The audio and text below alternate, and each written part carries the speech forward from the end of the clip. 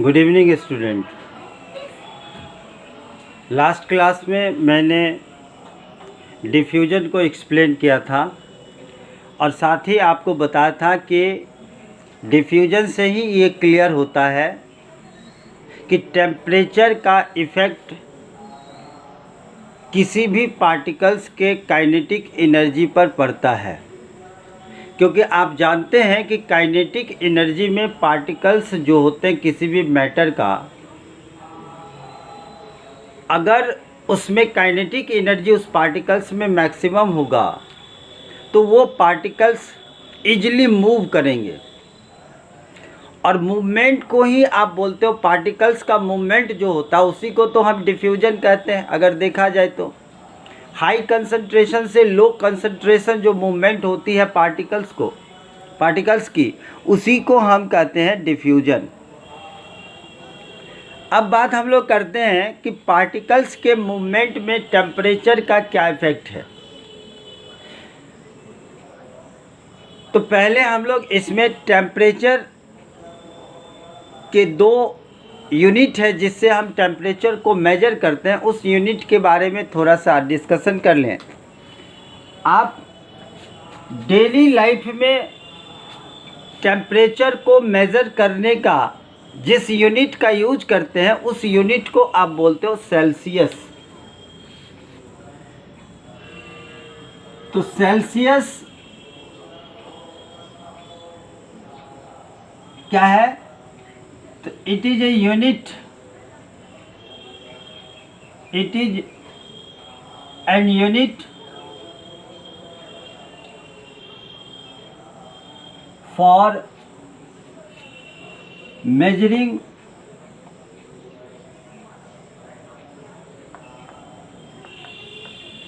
temperature in our daily life। आपके daily life में temperature को मेजर करने का जो यूनिट है उसी यूनिट को आप सेल्सियस कहते हो। और इस यूनिट को जो हम लोग रिप्रेजेंट करते हैं वो डिग्री सी में, जिसे आप डिग्री सेल्सियस के नाम से भी जानते हैं, डिग्री सेल्सियस। जैसे किसी भी सब्सटेंस हम सिंपल वे में लेते हैं, जैसे हम आइस या वाटर की बात करें तो आइस और वाटर का जो टेम्परेचर होता है, तो आइस का दो टेम्परेचर होगा। एक वो जिस टेम्परेचर पर कोई भी लिक्विड वाटर के फॉर्म से सॉलिड स्टेट में यानी आइस के फॉर्म में बदलने की कोशिश करता है या बदलता है। और वाटर के लिए ही दूसरा है जब आइस वाटर में कन्वर्ट होने की कोशिश करता है। तो वो टेम्परेचर दोनों कंडीशन में आइस का मेल्टिंग पॉइंट कह लें या फिर वाटर का फ्रीजिंग पॉइंट कह लें। तो melting point of water, melting point of ice, और आप इसे freezing point of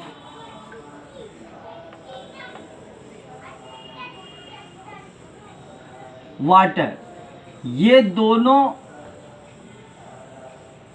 0 degree Celsius होता है। 0 डिग्री सेल्सियस कहने का मतलब ये है कि अगर हम आइस को मेल्ट करने की कोशिश करते हैं तो अगर वहाँ का टेम्परेचर 0 डिग्री सेल्सियस दे तो फिर इस टेम्परेचर पर आइस मेल्ट करना स्टार्ट हो जाता है। इसका मतलब ये कहीं से नहीं है कि वाटर 0 डिग्री सेल्सियस पर आइस में कंप्लीटली कन्वर्ट हो जाएगा या फिर आइस कंप्लीटली 0 डिग्री सेल्सियस पर वाटर में कन्वर्ट हो जाएगा। लेकिन it is that temperature at which ice change their solid state into liquid state, यानी इस टेम्परेचर पर आइस जो सॉलिड फॉर्म होता है वाटर का, वो लिक्विड स्टेट में चेंज करने के लिए रेडी हो जाता है, यानी उसमें मेल्टिंग स्टार्ट हो जाती है। और इसी सेम टेम्परेचर पर वाटर जो लिक्विड फॉर्म में एग्जिस्ट करता है वो सॉलिड स्टेट में यानी आइस में बदलने के लिए तैयार हो जाता है, यानी वो आइस में बदलने लगता है। तो ये टेम्परेचर जो है वो सेल्सियस के हिसाब से हम देखें तो 0 डिग्री सेल्सियस है, जिस पर ये वाटर के साथ होगी। अब ये टेम्परेचर डिफरेंट मटेरियल्स के लिए अलग अलग हो सकता है, और होता ही है, क्योंकि ये जो है मेल्टिंग पॉइंट या फ्रीजिंग पॉइंट, ये डिपेंड करता है उस मैटर के पार्टिकल्स के बीच के बॉन्डिंग पर, कि उसकी बॉन्डिंग स्ट्रेंथ कितनी अधिक या कितना कम है। बॉन्डिंग स्ट्रेंथ जितना ज़्यादा होगा उसका मेल्टिंग पॉइंट उतना ही अधिक, और फिर जितना जिस सॉलिड का अधिक होता चला जाएगा तो उसका मेल्टिंग पॉइंट बढ़ता चला जाता है। आप देखेंगे कि अगर हम आयरन को मेल्ट करना चाहें तो उसे 1534 डिग्री सेल्सियस जब प्रोवाइड करेंगे तब आयरन मेल्ट होकर लिक्विड स्टेट में बदलेगा। अल्कोहल की बात करें तो अल्कोहल 75 डिग्री सेल्सियस पर मेल्ट करना शुरू कर जाता है। तो इस तरीके से आप देख सकते हैं कि डिफरेंट मटेरियल्स का जो मेल्टिंग पॉइंट है वो अलग अलग होता है। ये डिपेंड करता है पार्टिकल्स के बीच की बॉन्डिंग कितनी स्ट्रॉन्ग है, उसके ऊपर ये करेगा। खैर उससे अभी लेना देना नहीं, हम अब आगे जब पढ़ेंगे टेम्परेचर के इफ़ेक्ट को तो उसमें जब हम लेटेंट हीट को एक्सप्लेन करेंगे तो उस समय हमें डिफरेंट मैटर का जो melting point and boiling point है उसके बारे में वहाँ पर हम डिटेल्स में समझेंगे। अभी हमें सिर्फ यूनिट ऑफ टेम्परेचर के बारे में समझना है। तो ये यूनिट जो आप देख रहे हो सेल्सियस, ये हमारे डेली लाइफ में सबसे अधिक यूज में आने वाला है। चाहे हम क्लिनिकल थर्मामीटर की बात करें या फिर लेबोरेटरी थर्मामीटर की बात करें, तो उस दोनों थर्मामीटर का जब हम यूज करते हैं तो उसमें टेम्परेचर का जो यूनिट होता है हमारा वो डिग्री सेल्सियस। ये अलग बात है कि हम लोग जो बॉडी टेम्परेचर को मेजर करते हैं तो उसमें डिग्री सेल्सियस के साथ साथ फ़ारेनहाइट यूनिट का भी यूज किया जाता है। अब फिजिक्स में जब हीट चैप्टर पढ़ रहे होंगे तो उसमें डिफरेंट तरह के यूनिट का आपने टेम्परेचर को मेजर करने वाले डिफरेंट यूनिट को पढ़ा होगा, लेकिन उसमें से अभी हमारे लिए यूज़फुल है सेल्सियस एंड केल्विन। तो सेल्सियस तो आप देख लिए कि इसके थ्रू हम डिफरेंट इक्विपमेंट या केमिकल रिएक्शन के टेम्परेचर को मेजर करने की बात करते हैं, यानी टेम्परेचर को मेजर करने के लिए डेली लाइफ में जिस यूनिट का यूज करते हैं वो सेल्सियस है। अब दूसरा है केल्विन। तो केल्विन में क्या है, ये भी यूनिट ही है टेम्परेचर मेजर करने का ही, लेकिन केल्विन के थ्रू इस यूनिट से आप स्मॉलर टेम्परेचर को मेजर कर सकते हैं। आप जानते होंगे कि केमिस्ट्री में बहुत सारे ऐसे केमिकल रिएक्शन होते हैं जो एक्सोथर्मिक एंड एंडोथर्मिक नेचर का होता है। हो सकता है कि कभी उसका टेम्परेचर बहुत लार्ज हो एक्सोथर्मिक होने के कारण, और एंडोथर्मिक होने के कारण उसकी टेम्परेचर बहुत मिनिमम हो सकती है। तो जब उसकी टेम्परेचर मिनिमम होगी, इवन 0 डिग्री से भी कम यानी माइनस में जब वो जाएगा, तो वैसे स्मॉलर टेम्परेचर को हम सेल्सियस से मेजर नहीं कर सकते, क्योंकि सेल्सियस के थ्रू मिनिमम जो एनर्जी ये टेम्परेचर आएगा वो 0 डिग्री सेल्सियस ही हो सकता है। तो ऐसे कंडीशन में जब हमें इससे भी स्मॉलर यूनिट की ज़रूरत होगी, जहाँ पर हमें माइनस में टेम्परेचर को मेजर करना है, तो वैसे स्मॉलर यूनिट के लिए हमें केल्विन का यूज करना होता है। जब लार्जर टेम्परेचर को मेजर करना है तो सेल्सियस, और स्मॉलर टेम्परेचर को जब मेजर करना होगा तो केल्विन। एक चीज़ और इसमें याद रखना है कि डिग्री सी इसका यूनिट होता है, यानी सी को आप डिग्री सी के ऊपर लिखते हैं तो पहले डिग्री देन आफ्टर सी। लेकिन केल्विन में सिंपली हम इसे के से डिनोट करते हैं, के से। इसके ऊपर हमें डिग्री देने की कोई ज़रूरत नहीं है, यानी केल्विन को हम सिर्फ और सिर्फ के से डिनोट करेंगे, जबकि सेल्सियस को डिग्री सी से यूनिट मतलब ये डिग्री सी से हम डिनोट करते हैं। अब बात आती है कि what is relation between Celsius and kelvin. तो याद रहे कि 0 डिग्री सी, अगर हम इसके रिलेशन की बात करें तो आप हेडिंग में लिख सकते हैं रिलेशन बिटवीन सेल्सियस यानी डिग्री सी एंड के, इस दोनों के बीच का क्या रिलेशन है। तो इसमें आप देखेंगे कि 0 डिग्री सेल्सियस इक्वल्स होता है 273 केल्विन। याद रहे 0 डिग्री सेल्सियस इक्वल्स 273 के। तो इसका मतलब है कि अगर हमें डिग्री सेल्सियस को केल्विन में बदलना होगा तो हम उस कंडीशन में क्या करेंगे। तो जाहिर सी बात है कि जितना डिग्री सेल्सियस है उस डिग्री सेल्सियस में 273 को ऐड कर लेंगे तो वो केल्विन में कन्वर्ट हो जाएगा। जैसे आपसे अगर कोई क्वेश्चन करे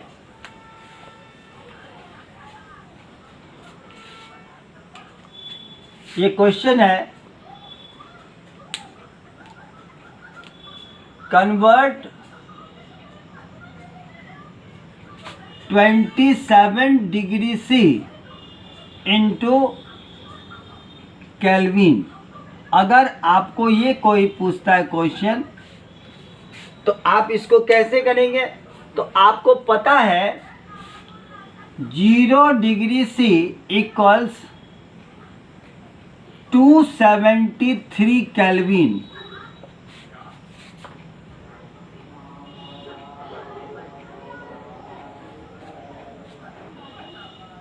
तो K इक्वल्स हो जाएगा C plus 273। It means degree C plus 273 ये हो जाएगा केल्विन। इट मीन्स ये अगर K में हमें चेंज करना है तो ये हो जाएगा, टेम्परेचर है 27 डिग्री C तो 27 प्लस 273 इक्वल्स 300 केल्विन। याद रहे इसका मतलब ये हुआ 27 degree C equals 300 kelvin. This is your answer. इसी तरीके से आप डिफरेंट टेम्परेचर को सेंटीग्रेड से केल्विन में और केल्विन से सेंटीग्रेड में बदल सकते हैं। इसका मतलब ये है कि अगर आपको सेंटीग्रेड को केल्विन में बदलना है तो उस कंडीशन में केल्विन इक्वल्स हो जाएगा डिग्री C प्लस 273। और अगर सेंटीग्रेड को केल्विन को सेंटीग्रेड में बदलना है तो डिग्री C इक्वल्स हो जाएगा K माइनस 273। तो ये आपका डिग्री C हो जाएगा। इस तरीके से ये दो बातें आपको याद रखनी है। डिग्री सेल्सियस को केल्विन में बदलना हो तो K इक्वल्स C प्लस 273 याद रखना, और सेंटीग्रेड को केल्विन में बदलना हो तो degree C equals K minus 270। जैसे अभी आपने देखा उसका आंसर 3 था, तो 300 केल्विन को अगर आपको सेंटीग्रेड में बदलना होता तो उस कंडीशन में डिग्री C इक्वल्स लिखते आप 300 माइनस 273 इक्वल्स आ जाता 27 degree C। This is your answer. तो इस तरीके से आप केल्विन से सेंटीग्रेड और सेंटीग्रेड से केल्विन में बदलना सीख गए। वैसे ये सब जानते हैं, क्योंकि 7th क्लास से ही जब आप हीट चैप्टर पढ़ते हैं तो वहीं पर इस चीज़ का एक्सप्लेनेशन किया जाता है। तो आप सभी इसके और डिफरेंट जो भी यूनिट है उन सबको आप लोग समझ रहे होंगे। अब हम लोगों को जो देखना है वो ये देखना है कि डिफ्यूजन पर इस टेम्परेचर का क्या इफेक्ट पड़ता है। यानी फाइनली हमें ये देखना होगा कि किसी भी मैटर के स्टेट पर टेम्परेचर का क्या इफेक्ट पड़ता है। आप जानते होंगे या अब और आसानी से सभी जानते हैं कि मैटर का जो डिफरेंट फॉर्म है, जैसे मैटर सॉलिड स्टेट में एग्जिस्ट करता है, लिक्विड स्टेट में एग्जिस्ट करता है एंड गैसियस स्टेट में एग्जिस्ट करता है। तो यहाँ पर ये जो डिफरेंट स्टेट है ये नॉर्मल टेम्परेचर पर है, जिसे आप रूम टेम्परेचर कहते हो।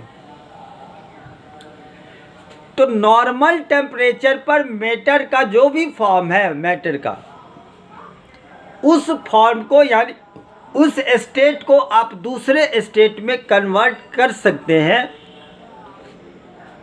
उसके लिए हमारे पास 2 मेथड्स हैं, यानी 2 कंडीशंस हैं। अगर उस कंडीशन को अगर आप अप्लाई करें मैटर के साथ, तो ऐसे कंडीशन में आप उस मैटर के स्टेट को चेंज कर सकते हैं। इसका मतलब ये हुआ कि वो सॉलिड से लिक्विड में और फिर लिक्विड से गैस में चेंज हो सकता है, या फिर वाइस वर्सा, यानी गैस से सॉलिड, लिक्विड एंड लिक्विड से गैसेस में, या फिर डायरेक्टली भी चेंज होता है। मीन्स सॉलिड से डायरेक्ट गैसेस और गैसेस से डायरेक्ट सॉलिड। ऐसे डिफरेंट एग्जांपल्स आपको समझना है, आपको जानना होगा जिसमें ऐसा कंडीशन आता है। लेकिन बात आती है कि आप मैटर के स्टेट को जो चेंज करते हो, ये चेंज क्यों होता है? बाय अप्लाइंग टेम्परेचर और बाय अप्लाइंग प्रेशर। इसका मतलब ये है कि हमारे पास 2 कंडीशंस हैं। हेडिंग यहां पर दे देंगे आप, change the state of matter. Matter के स्टेट को चेंज करना। तो आप 2 तरीके से चेंज कर सकते हैं। फर्स्ट है बाय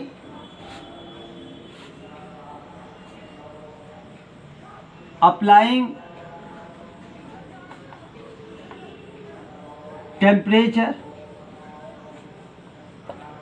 एंड सेकेंड है बाय अप्लाइंग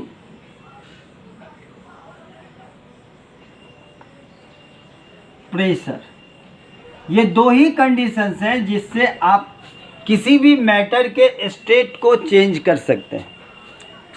अब हम लोग एक एक करके डिटेल में पढ़ेंगे। तो पहले हम लोग देखते हैं कि टेम्परेचर चेंज करने से किसी भी मैटर पर क्या इफेक्ट पड़ सकता है। तो इस चीज़ का एक्सप्लेनेशन पहले करेंगे, देन आफ्टर हम लोग देखेंगे कि प्रेशर का इफेक्ट करके, प्रेशर अप्लाई करके हम किसी भी मैटर के स्टेट को कैसे इफेक्टेड कर सकते हैं। तो यहाँ पर सबसे पहले हम लोग देखते हैं बाय अप्लाइंग टेम्परेचर। अब गौर करें आप यहाँ पर, क्योंकि जब मैं डिफ्यूजन पढ़ा रहा था तो उसी समय मैंने बताया कि किसी भी स्टेट में अगर मैटर को हम टेम्परेचर प्रोवाइड करेंगे तो उस मैटर के इंटरमॉलिक्यूलर पार्टिकल्स का जो बॉन्डिंग है वो वीक होगा, फाइनली वो ब्रेक कर जाएगा। और जैसे वो ब्रेक करता है तो ब्रेक करने के बाद उस पार्टिकल्स की काइनेटिक एनर्जी इंक्रीज करेगी, और काइनेटिक एनर्जी अगर इंक्रीज करती है तो उसका फिर रेट ऑफ डिफ्यूजन मैक्सिमम पर होगा। तो यही रेट ऑफ डिफ्यूजन के बेस पर ही तो हम मैटर के डिफरेंट स्टेट को बताते हैं, क्योंकि आप जानते होंगे कि डिफ्यूजन का रेट मैक्सिमम गैसियस स्टेट में होता है। और क्यों होता है? तो उसका मेन कारण क्या था कि उसकी पार्टिकल्स की जो काइनेटिक एनर्जी है वो मैक्सिमम पर होती।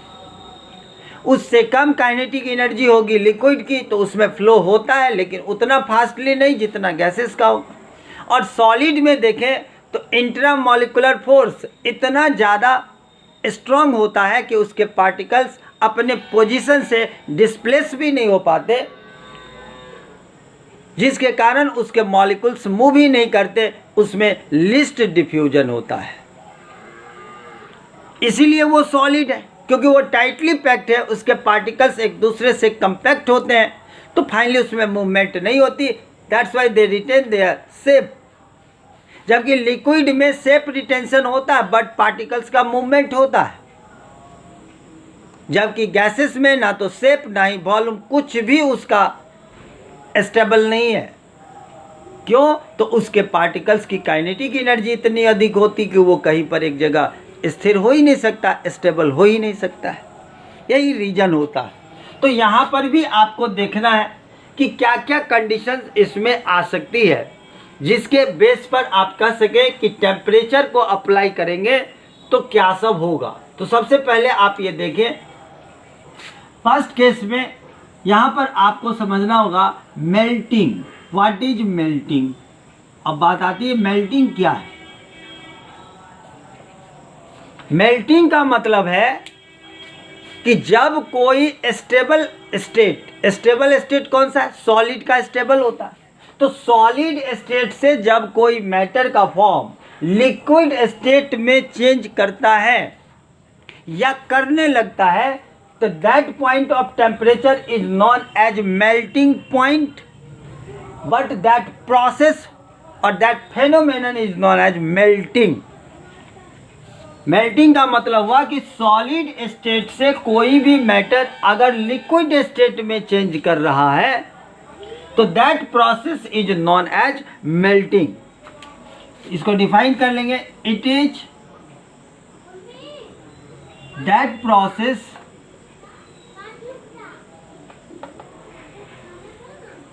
Through which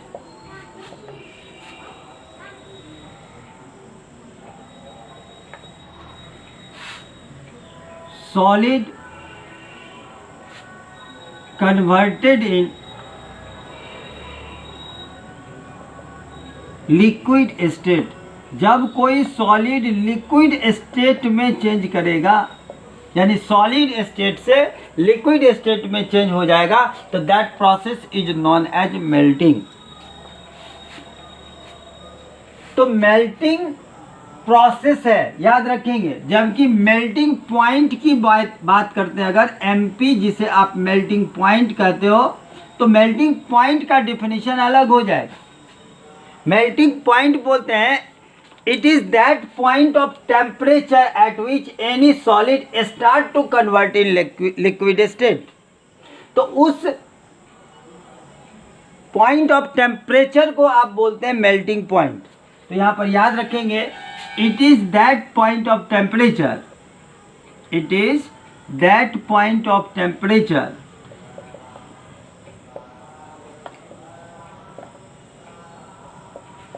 at which any solid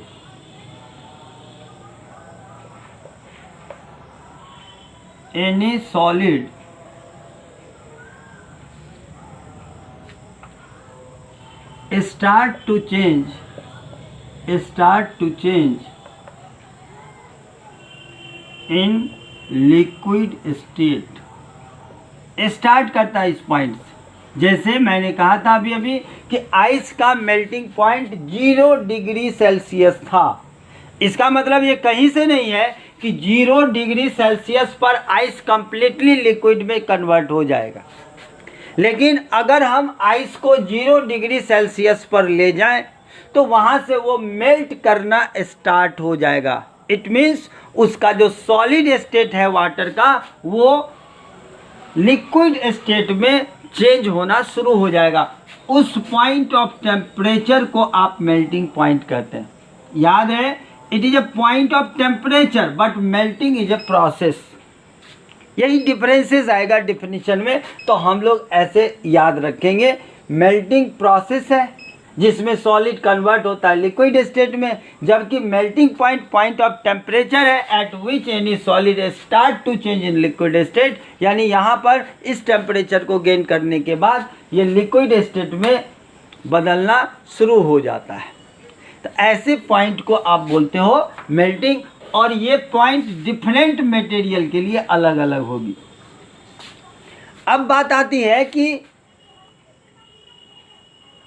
इस पॉइंट पर यानी मेल्टिंग पॉइंट पर कोई भी सॉलिड कैसे लिक्विड में चेंज होना शुरू हो जाता है।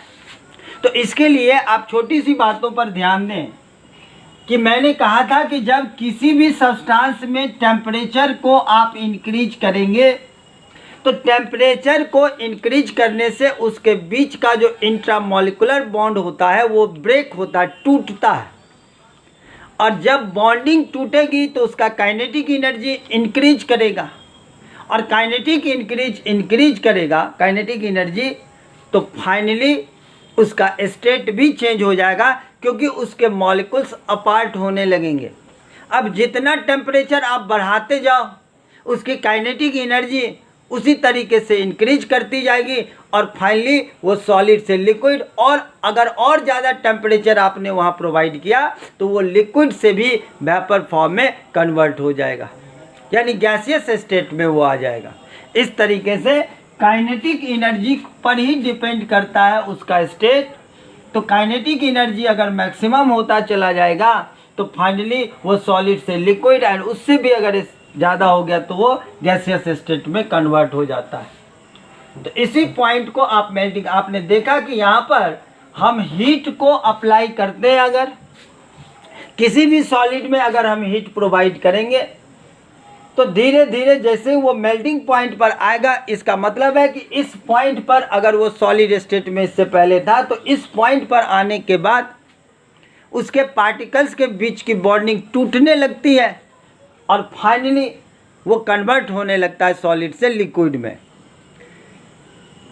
तो ऐसे पॉइंट ऑफ टेम्परेचर को आप मेल्टिंग पॉइंट कहेंगे।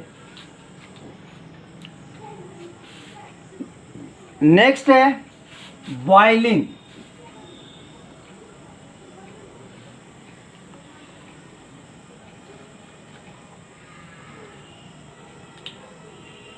नेक्स्ट पॉइंट डिफिनेशन याद रखें आप, boiling.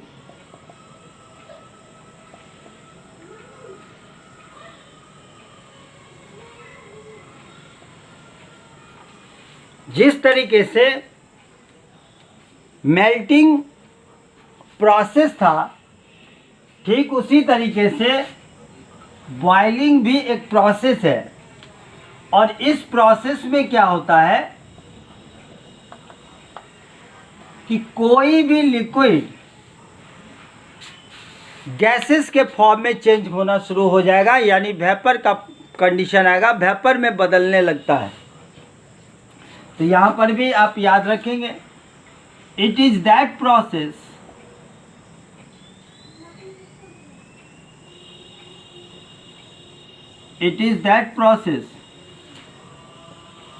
in which liquid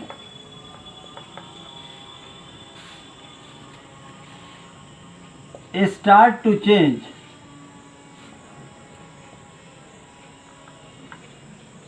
in the form of vapor।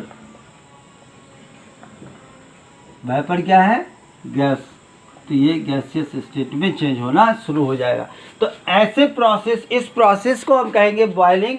याद रहे कि जब बॉइलिंग की बात आएगी तो इसमें हमें क्या ध्यान देना है कि लिक्विड कन्वर्ट होता है गैसियस स्टेट में, जबकि मेल्टिंग की बात आई थी तो मेल्टिंग में क्या था कि सॉलिड कन्वर्ट होने लगता है लिक्विड स्टेट में, और बॉइलिंग में लिक्विड कन्वर्ट होने लगता है वेपर स्टेट में।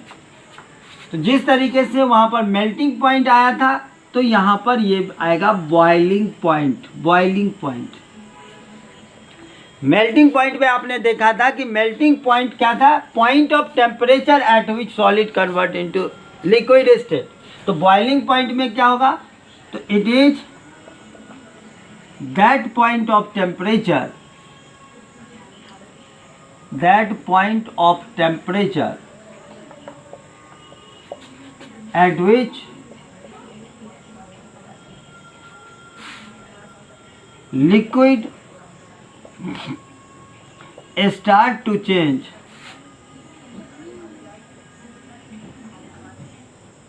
in वेपर,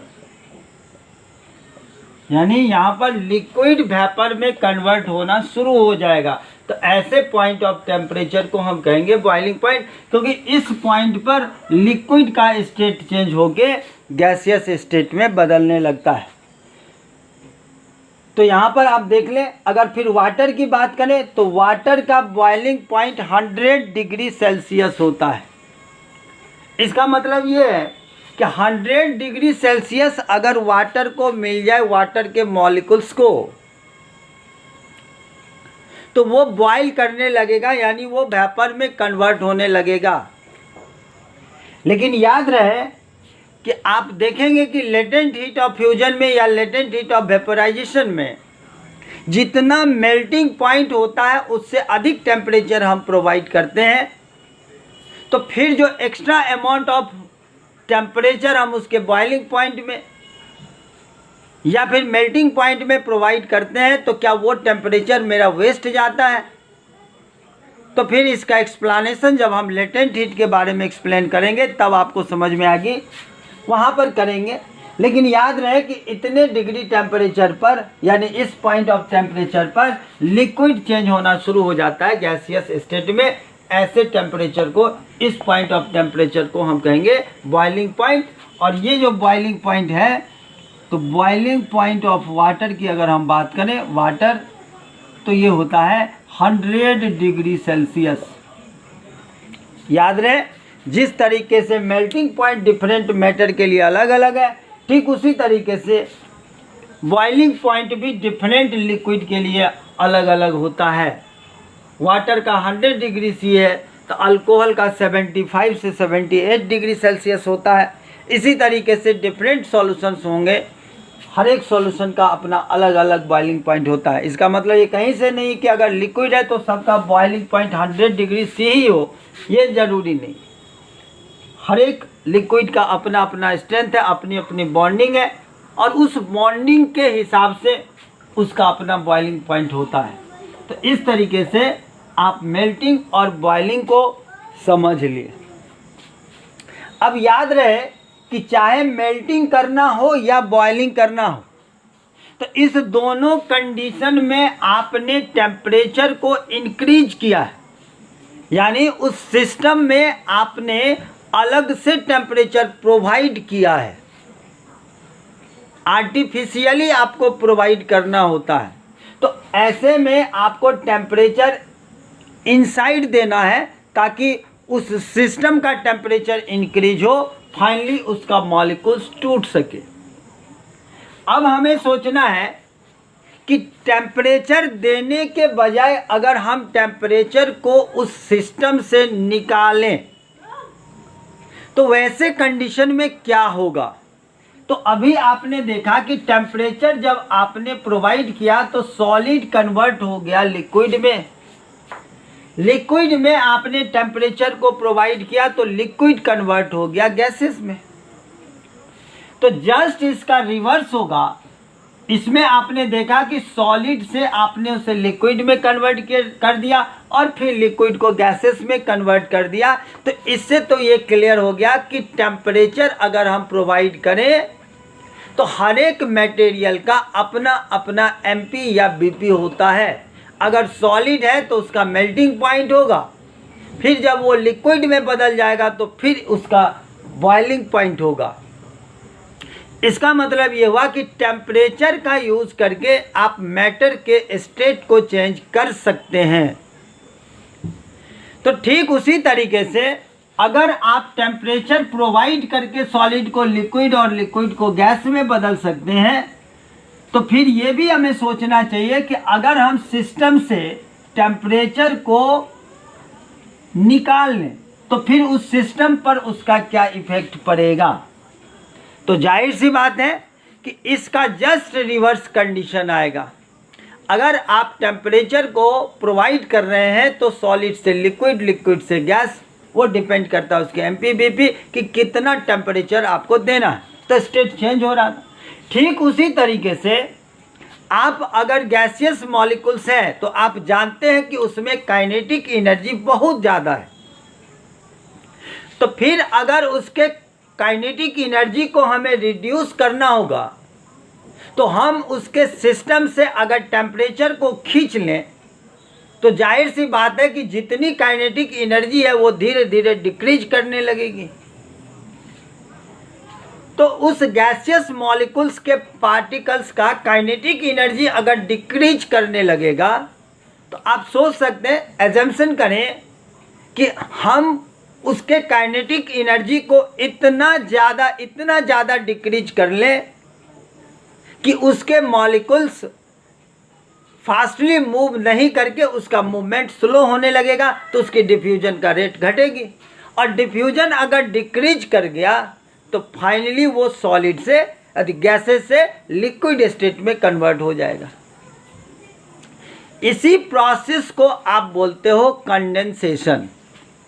कंडेंसेशन में यही करते हैं कि हम लोग सिस्टम से टेम्परेचर को खींचते हैं, जिसके कारण उसकी काइनेटिक एनर्जी डिक्रीज कर जाता है। Condensation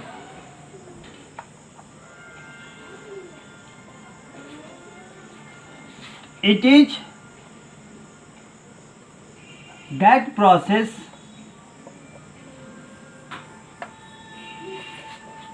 in which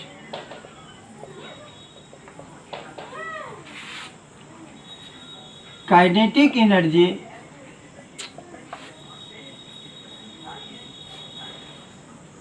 of particles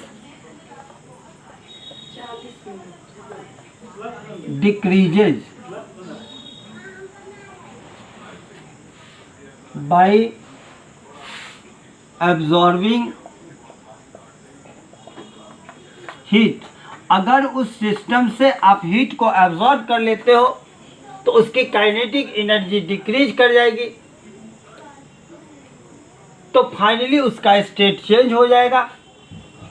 तो क्या चेंज होगा? तो ये गैसियस स्टेट से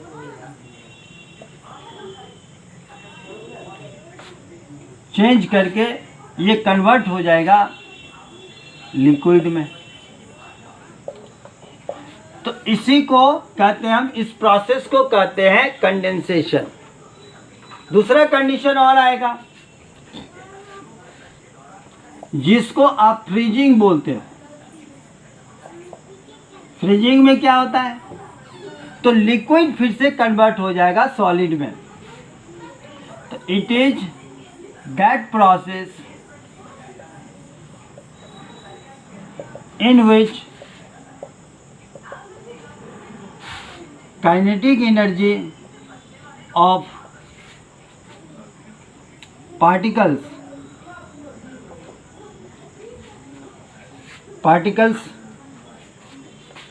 becomes much low, due to which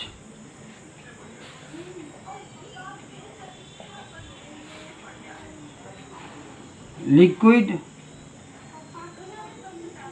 converted in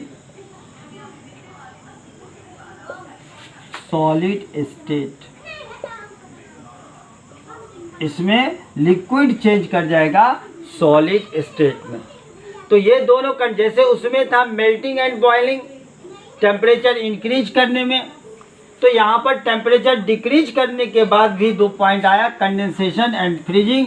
condensation का मतलब है कि यहाँ पर गैसेस कन्वर्ट होके लिक्विड में बदलेगा, जबकि फ्रीजिंग में क्या होगा कि लिक्विड चेंज करेगा, किस चीज़ में? लिक्विड कन्वर्ट हो जाएगा सॉलिड स्टेट में।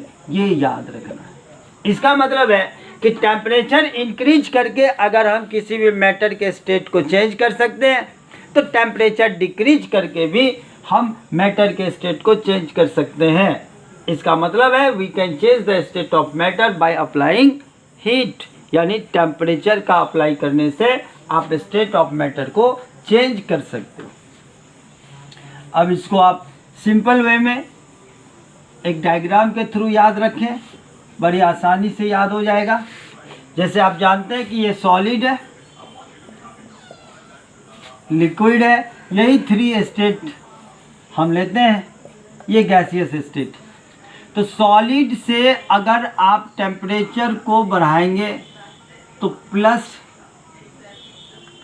हम करते हैं टेम्परेचर को इंक्रीज करना है, तो ये लिक्विड में कन्वर्ट हो जाएगा।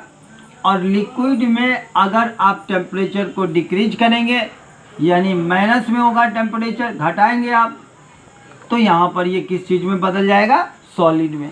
ठीक उसी तरीके से लिक्विड में अगर आपने प्लस टेम्परेचर यानी इसको इंक्रीज किया तो ये गैसियस स्टेट में कन्वर्ट होगा। ठीक उसी तरीके से अगर यहाँ पर फिर से आपने टेम्परेचर को गैसेस के लिए घटाया तो ये चेंज हो जाएगा लिक्विड में। अब इस प्रोसेस का नाम था, इसको आप बोलते थे मेल्टिंग, इसको बोलते थे बॉइलिंग पॉइंट, इस प्रोसेस को आपने कहा कंडेंसेशन, और इस प्रोसेस को आपने कहा था फ्रीजिंग। तो इस तरीके से ये पॉइंट आपको याद रखना है।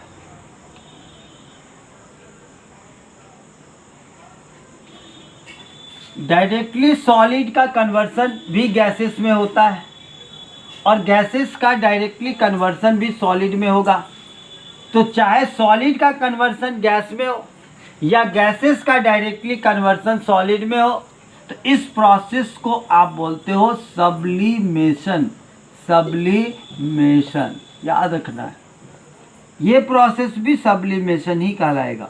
सब्लिमेशन मतलब चाहे सॉलिड से डायरेक्टली गैस में कन्वर्सन या फिर गैसियस स्टेट से डायरेक्टली वो सॉलिड स्टेट में कन्वर्ट हो, इस दोनों प्रोसेस को कंबाइंड फॉर्म में हम सब्लिमेशन ही कहते हैं। Okay, this is all about the effect of temperature in state of matter. अब नेक्स्ट क्लास में हम लोग प्रेशर के इफेक्ट को पढ़ेंगे और फिर इसके आगे का जो हीट ऑफ वेपोराइजेशन आएगा, latent heat of vaporisation, latent heat of sublimation, इस सब का एक्सप्लेनेशन करेंगे। Thank you.